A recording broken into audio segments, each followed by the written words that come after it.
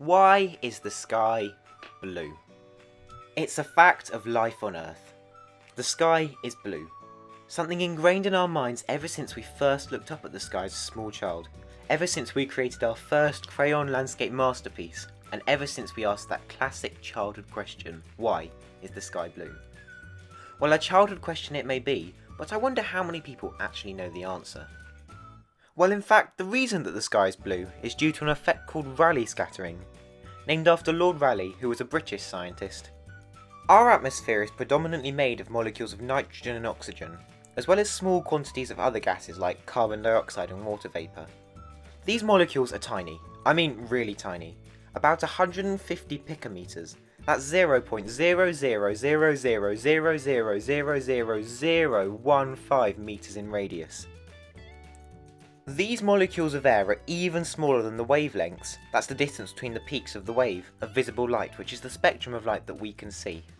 The light from the sun is made from a continuous range of wavelengths, with radio waves being the largest and gamma rays being the smallest. Within this spectrum is the visible range of light, from red through to violet. Because blue and violet light have much smaller wavelengths than red light, they're scattered much more by the molecules of air as they pass through our atmosphere. So while red light generally passes through undisturbed, blue light is scattered about 16 times more than red light and ends up entering our eyes. This is Rayleigh scattering, and mathematically it states that the scattering is inversely proportional to the fourth power of the wavelength, which basically means that as the wavelength decreases, the scattering increases. In fact, violet light is scattered even more than blue light, as it has a smaller wavelength still. But our eyes have a harder time detecting violet light, so we still see the sky as being predominantly blue. The same effect is what causes the sun to appear yellow as we look towards it. Much more of the blue light has been scattered away than the yellow and red light, so the spectrum of light entering our eyes contains much more yellow and red light than blue light. Of course, the sky is not always blue. Here in the UK, its favourite colour is grey. This is of course due to clouds or fog, where water droplets cause a different type of scattering called Mie scattering, because they're much larger particles. Here all wavelengths are scattered evenly, so a white or grey sky is observed.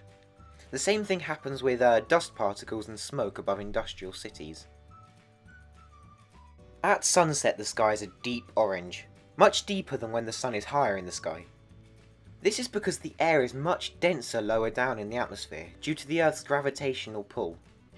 Denser air means more molecules, so a greater scattering effect. When the sun is nearing the horizon, it has to travel a larger distance through this dense air, so the blue light is scattered away much more, and so the redness of the sun is intensified. So there you go.